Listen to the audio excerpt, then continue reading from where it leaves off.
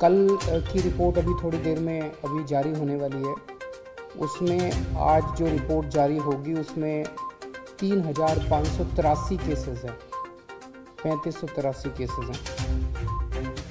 एक तरह से दिल्ली, जैसा मैंने हमेशा कहा है कि दिल्ली ने सबसे ज़्यादा मुश्किल कोरोना की स्थिति को एनकाउंटर किया है। दिल्ली के लिए ये चौथी वेव है, देश के लिए ये दूसरी वेव हो सकती है, लेकिन दिल्ली के लिए ये चौथी वेव है, चौथी पीक हम लोग एनकाउंटर कर रहे हैं। लेकिन ये वाली पीक में जो देखने को मिला है कि एक्सपोनेंशियली इंक्रीज हो रहा, बहुत तेज़ी से केसेस दिन ब दिन इतनी तेज़ी के साथ केसेस बढ़ते जा रहे हैं।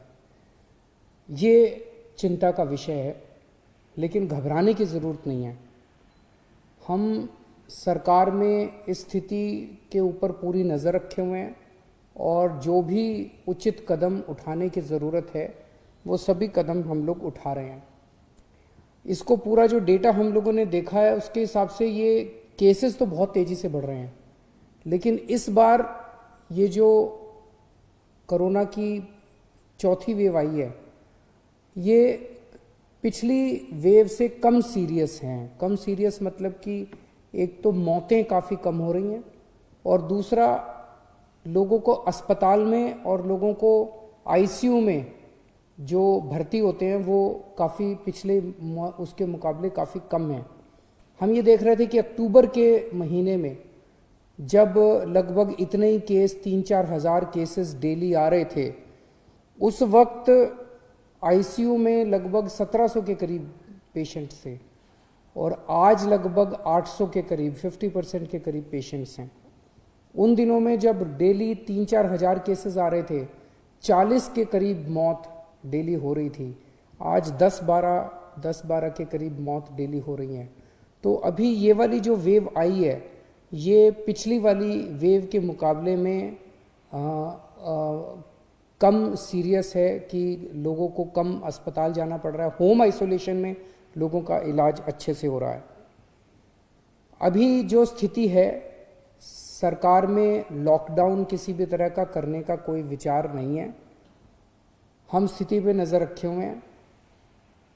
भविष्य में अगर ज़रूरत कभी पड़ेगी तो मैं आपसे बातचीत करके ऐसा कोई निर्णय लिया जाएगा, लेकिन अभी फ़िलहाल कोई लॉकडाउन करने का सरकार का निर्णय नहीं, सरकार का विचार नहीं है।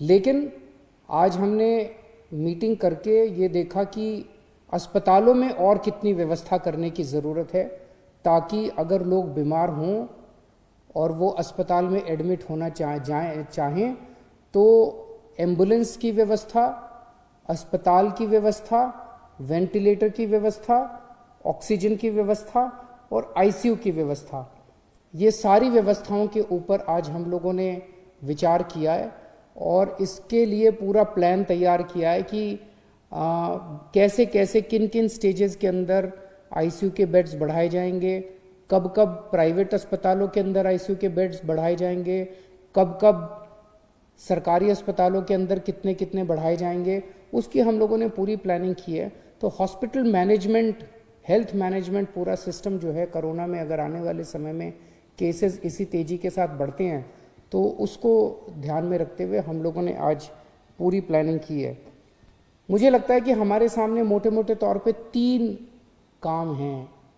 एक, इसको फैलने से किस तरह से रोका जाए, जिसमें हम हमेशा कहते हैं टेस्ट, ट्रेसिंग एंड आइसोलेशन। उसको बहुत एग्रेसिवली अब किया जा रहा है और जहाँ जहाँ कंटेनमेंट जोन्स बनाने की ज़रूरत है वहाँ कंटेनमेंट जोन्स बनाए जाएंगे और इसको फैलने से रोकने की कोशिश की जाएगी। लेकिन इसमें सरकार का रोल तो शायद बहुत कम है। सबसे बड़ा रोल जनता का है, सबसे बड़ा रोल आपका है। हम दिल्ली वालों ने पिछली 3 पीक्स को कितनी खूबसूरती के साथ टैकल किया और हम कामयाब हुए।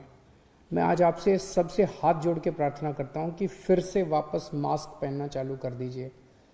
इसको मास्क को यही एक चीज़ है, मास्क पहनना, सोशल डिस्टेंसिंग और अपने हाथ लगातार धोना।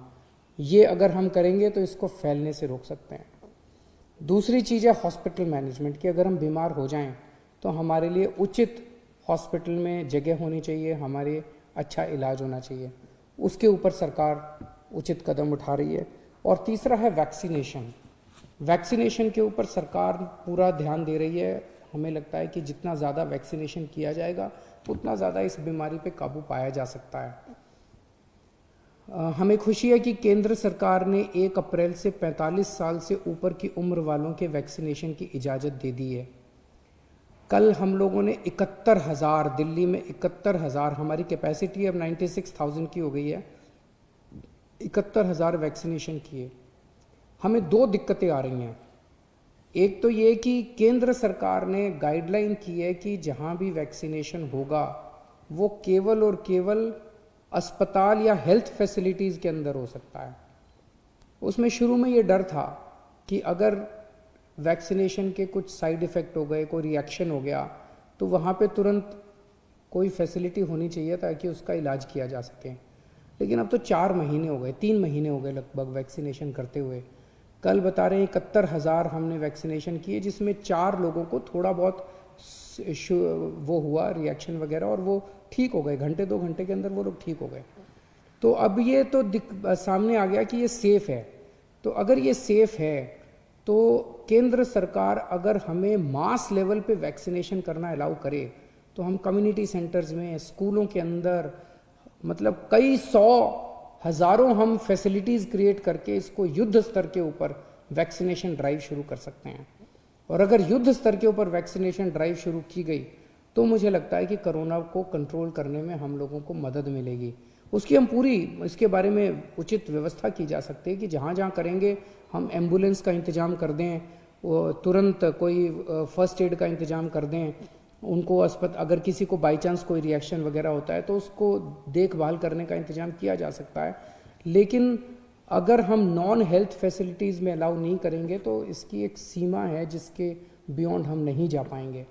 और दूसरा ये कि अब ये उम्र 45 साल की उम्र वाला क्लॉज हटा के और सारी जनता को एक साथ वैक्सीनेट, युद्ध स्तर के ऊपर वैक्सीनेशन करने का कार्य कर देना चाहिए ताकि हमें सबको इससे निजात मिल सके, कोरोना से निजात मिल सके। तो मैं उम्मीद करता हूं कि केंद्र सरकार इसको पूरे गौर करेगी और युद्ध स्तर के ऊपर राज्य सरकारों को अपने स्तर पे वैक्सीनेशन करने की इजाज़त देगी। और अंत में मैं जनता से अपील करना चाहता हूं कि दिल्ली की जनता ने बड़े बड़े काम करके दिखाए हैं और ये चौथी वेव भी हम लोग ज़रूर इस पे काबू पाएंगे। लेकिन आपसे फिर से अपील है कि मास्क ज़रूर पहनिए, सोशल डिस्टेंसिंग कीजिए और अपने हाथों को लगातार साबुन से या सैनिटाइज़र से साफ़ करते रहिए। बहुत बहुत शुक्रिया।